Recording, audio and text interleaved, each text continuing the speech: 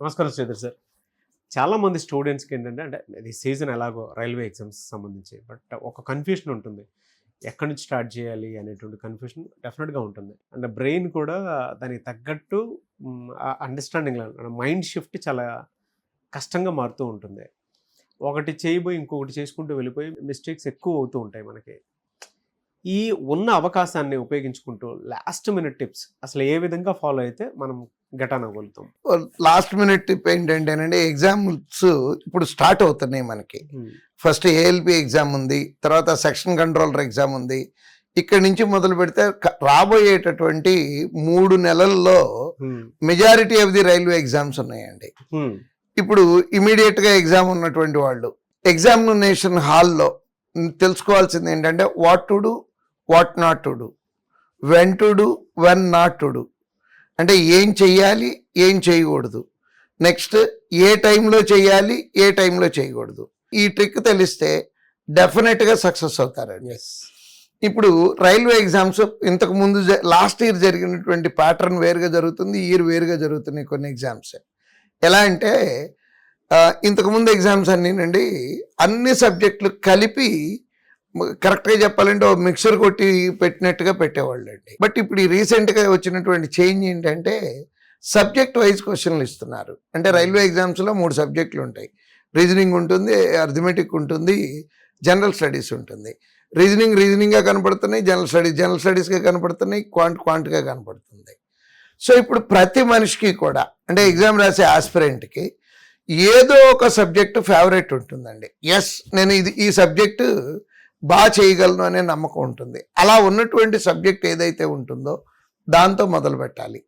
For example మీకే general studies బాగా వచ్చు అనుకున్నారనుకోండి, సో ఫస్ట్ జనరల్ స్టడీస్ సెక్షన్తో స్టార్ట్ చేయండి. ఆ పేపర్ రాస్తే అక్కడ బోల్డంత ఆనందం వేస్తుంది. ఎందుకంటే నాకు ఇదిగో ఈ బిట్ వచ్చు, ఆ బిట్ వచ్చు అట్లా అనుకుంటూ కాన్ఫిడెన్స్ బూస్ట్ అవుతుంది. అది అయిపోయిన తర్వాత నెక్స్ట్ రీజనింగ్ అనుకున్నా రీజనింగ్, క్వాంట్ అనుకున్నా క్వాంట్, ఏది నచ్చితే అది. ఫర్ ఎగ్జాంపుల్ క్వాంటే స్టార్ట్ చేశారనుకుందామండి. క్వాంట్ రీజనింగ్ రెండిట్లో చేయకూడదు తప్పు ఏంటంటే సీక్వెన్షియల్ సొల్యూషన్. ఓకే, అంటే ఒకటో బిట్ అయింది వచ్చేసింది, రెండో బిట్ వచ్చేసింది, మూడోది వచ్చింది, నాలుగోది రానప్పుడు 4 మడత పెట్టేసి పిల్లలు చేసే తప్పు ఏంటంటే నాకు రాదా, ఏమైనా సరే ఈ బిట్టు నేను చేసి ముందుకు వెళ్లాల్సిందే అనే మూర్ఖత్వంతో కూర్చుంటారండి.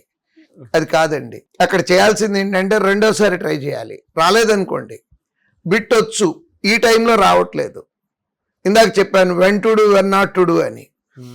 ఈ టైంలో ఈ బిట్ రైట్ బిట్ కాదు, స్కిప్ చేసి పక్కకి వెళ్ళిపోయి మిగతా ఆన్సర్ చేసుకుంటూ వచ్చి మళ్ళీ టైం నిజంగా మిగులుతుందండి. మిగిలిన టైంలో మళ్ళీ వెనక్కి వచ్చి ఇట్లాంటి 4-5 బిట్లు ఉంటే ఆ 4-5 ట్రై చేస్తే 1-2 వస్తాయండి. ఇప్పుడు ఆ ఒక బిట్టు 3 నిమిషాలు, 4 నిమిషాలు, 5 నిమిషాలు కూర్చొని చేయటం వలన మనకు వచ్చే ఎక్స్ట్రా మార్క్ ఏమీ లేదు. ఇండియాలో ఎవడూ చేయకుండా మనం ఒక్కడమే చేసాం కదా అని మనకేమీ అడిషనల్ మార్కులు ఇవ్వరండి అక్కడ. సో ఏదైనా సరే ఈక్వల్ వెయిటేజ్ ఉన్నటువంటి బిట్ కాబట్టి ఆ పట్టు విడుపులు అంటాను చూడండి, ఆ పట్టు విడుపు ఉండాలండి. ఎక్కడ పట్టుకోవాలి, ఎక్కడ వదిలిపెట్టాలి అనేది కనుక తెలిసే పిల్లలు డెఫినెట్గా సక్సెస్ అవుతారు. నెక్స్ట్ జనరల్ స్టడీస్ సబ్జెక్ట్కి వచ్చేటప్పటికి పొర్రపాటును కూడా సెకండ్ టైం ఆన్సర్ చేయకూడదండి. టైం మిగిలింది కదా అని ఏం చేస్తారంటే జనరల్ స్టడీస్ బిట్లు చదవటం మొదలు పెడతారు. ఇందాక ఒక ఆన్సర్ కరెక్ట్ అని పెట్టాడు, ఇప్పుడు మళ్ళీ ఇంకో ఆన్సర్ కరెక్ట్ అనిపిస్తుందండి. బట్ పిటి ఏంటంటే ఇందాకదే కరెక్ట్ అండి, ఫస్ట్ టైం పెట్టిందే కరెక్ట్. సో అందుకని నేను చెప్పే నా అనుభవంతో నేను చెప్తున్న సలహా ఏంటంటే at any cost general studies బిట్లు రెండోసారి చదవకూడదు. థంబ్ రూల్ కింద పెట్టుకొని కనుక ఎగ్జామ్స్ రాస్తే డెఫినెట్గా సక్సెస్ అవుతారండి. చాలా మంచి టిప్స్ సార్. నిజంగా పట్టు విడుపులు అనేది ఖచ్చితంగా తెలిసి ఉండాలి. ఒక స్టూడెంట్ అనుకుంటాడు, మీరు ఇందాక అన్నట్టు 4 మడత పెట్టుకుని దీని అంతా తెలుస్తానే వాళ్ళు ఇది రాకపోతే ఏంటని చెప్పేసి అనుకుంటారు. కానీ డెఫినెట్గా నో. ఎందుకు అనంటే కొన్ని విషయాల్లో ఎంత అంటే టెక్నికల్గా ఎంత స్ట్రాంగ్గా మనం తెలుసుకోగలిగితే అంత మంచిదే. Thank you sir, thank you so much for the tip. Thank you.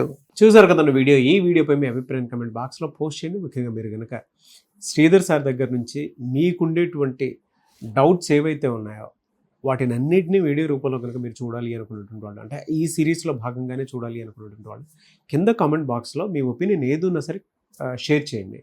దానివల్ల ఏంటంటే మీకుండేటువంటి డౌట్స్, అంటే ప్రతి స్టూడెంట్కి ఉంటుంది, కాంపిటేటివ్ ప్రిపేర్ అయిన ప్రతి స్టూడెంట్కి ఆ ఆలోచన అనేది ఖచ్చితంగా ఉంటుంది. దాన్ని ఎలా ఓవర్కమ్ చేయాలనేది వీడియో రూపంలో, సొల్యూషన్స్ రూపంలో మీరు చూడడానికి అవకాశం ఉంటుంది. కాబట్టి ఎవరున్నా సరే కింద కామెంట్ బాక్స్లో మాత్రం పోస్ట్ చేయండి. అండ్ శ్రీధర్ సీసీలో కనుక జాయిన్ అవ్వాలి అనుకుంటే మాత్రం స్క్రీన్ మీద మీకు కాంటాక్ట్ నెంబర్ కనిపిస్తుంది కదా, దానికి మీరు కాల్ ఆర్ మెసేజ్ వాట్సాప్ చేసినా సరే వెంటనే ఎన్రోల్ చేసుకోండి.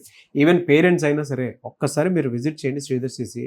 ఇక్కడ టీచింగ్ కానీ, ఫ్యాకల్టీ కానీ, అండ్ టెక్నికల్గా చూసుకున్నా కూడా చాలామంది రెగ్యులర్గా మాక్ టెస్ట్లు అవి కండక్ట్ చేస్తూ ఉంటారు కదా, అవి రాస్తూ ఉంటారు. ఆ ప్యాటర్న్ కూడా ఏ విధంగా ఉందో చూసి దాన్ని బట్టి మీరు జాయిన్ అవ్వచ్చు. అంటే ఎక్కడా లేని విధంగా మన ఇండియాలోనే 2 తెలుగు రాష్ట్రాల్లోనే ఒక శ్రీధర్ సీసీలోనే ఉండేటువంటి ఫెసిలిటీసు ప్రతి స్టూడెంట్కి గవర్నమెంట్ జాబ్ క్రాక్ చేయడానికి అవకాశం ఉండేలాగా ఉంది. ఎవరైనా సరే ఎన్రోల్ చేసుకోవాలనుకుంటే మాత్రం స్క్రీన్ మీద కనిపిస్తున్న నెంబర్ సంప్రదించండి. ఈ వీడియో లైక్ చేయండి, షేర్ మాత్రం తప్పకుండా చేయండి. ఇలాంటి మరిన్ని వీడియోస్ కోసం మా ఛానల్ ఫాలో అవ్వండి. Thank you.